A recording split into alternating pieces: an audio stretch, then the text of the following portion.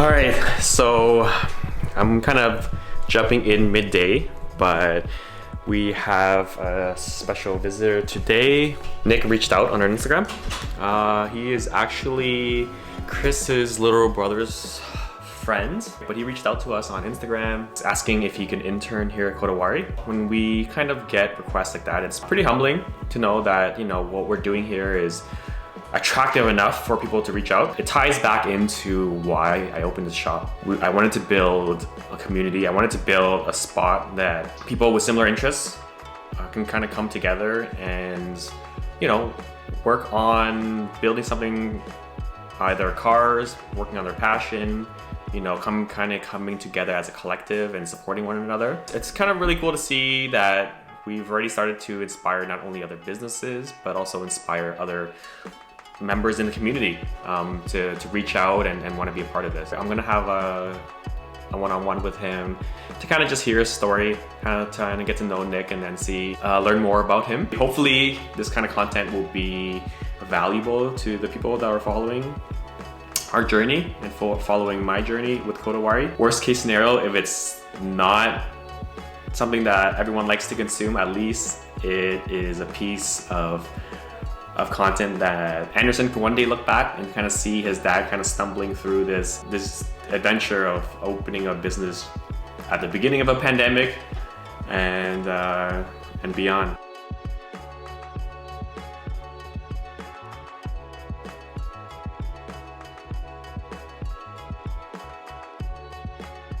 I just finished my meeting with Nick. It was a really nice conversation, and then I jumped into a meeting with Chris.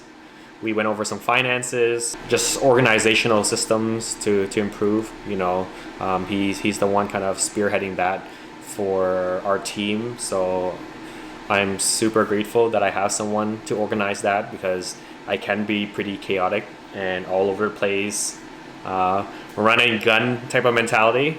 But yeah, so I think I have to run home to feed Maggie, hit up Costco to pick up some groceries, and then I should be going to Son of a Woodcutter with Sheena today at 5 o'clock to pick out a countertop for our Sonic cabinets.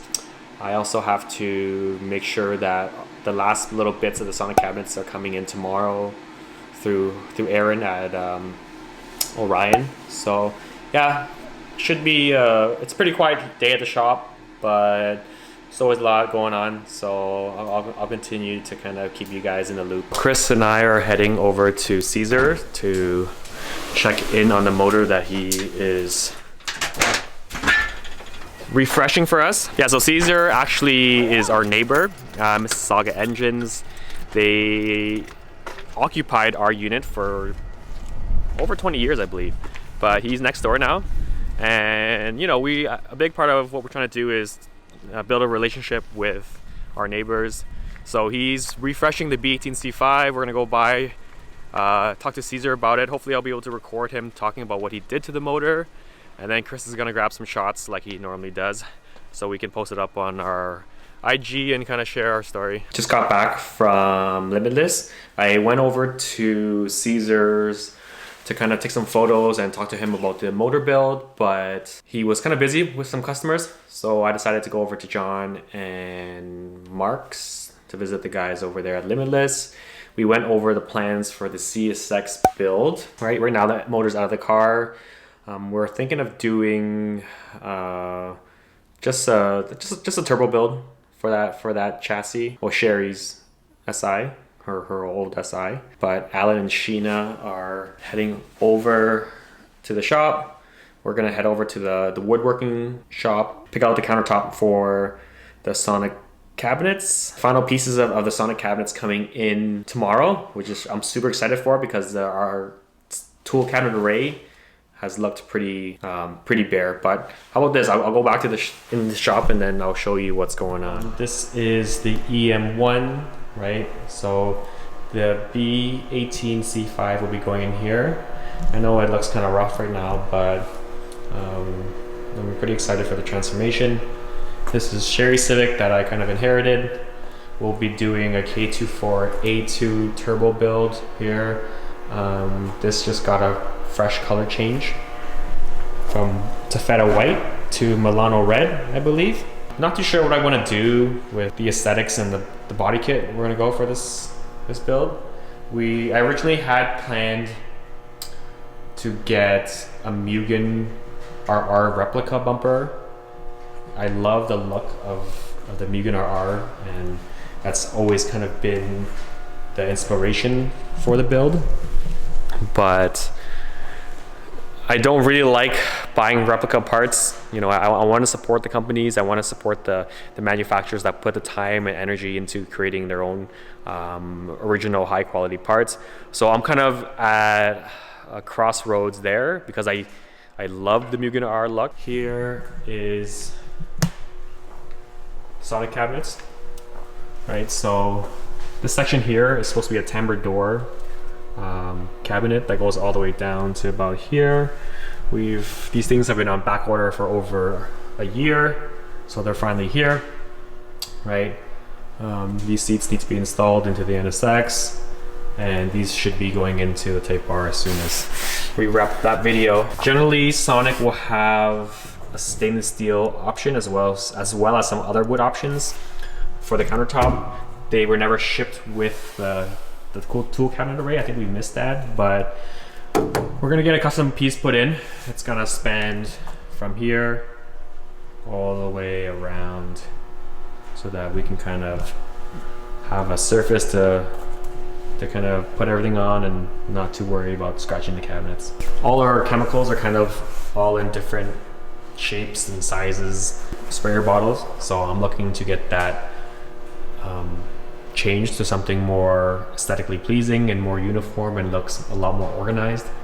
I do know that there are some organizational systems. I think Alex over at Lex Garage uses Polka products, but it's just like a metal organizational system. But I think we're gonna go try and kind of run with that. The mezzanine is still on pause right now. I should have hopefully this project moving along quickly. We are just about to head out to Son of a Woodcutter. I think it should take us like 40 minutes to get there. I'm with Alan and Sheena. Say hi. Hi. Hello. We should be meeting Jack at his shop, and he's gonna show us a few samples, show us a little tour of the shop. But I'm grateful we were able to get this done right before the lockdown goes into more stricter conditions.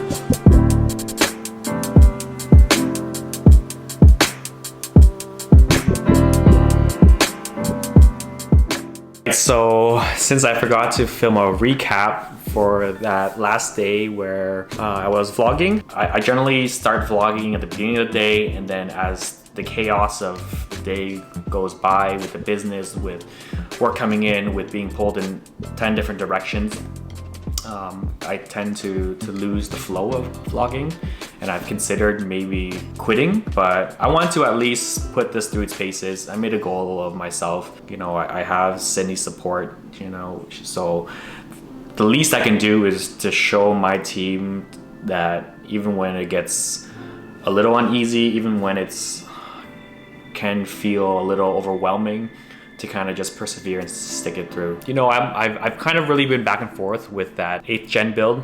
There's definitely been a lot of curveballs thrown at me, and I've been really considering kind of scrapping the build because I know how much money we put into a fresh paint job and how that didn't play out. So I know this is a really common issues that a lot of car guys go through when they're building their cars. You don't know if it's worth it to continue and to persevere through it. I struggle with that sometimes with the business as well. We're constantly presented with obstacles, especially during this first year going through this pandemic as a new business. As always, I appreciate you guys for spending the time and watching it, even if it is not that valuable yet in terms of entertainment wise. Hopefully at the end of the year, the vlogs will be much better. But yeah, catch you guys in the next one.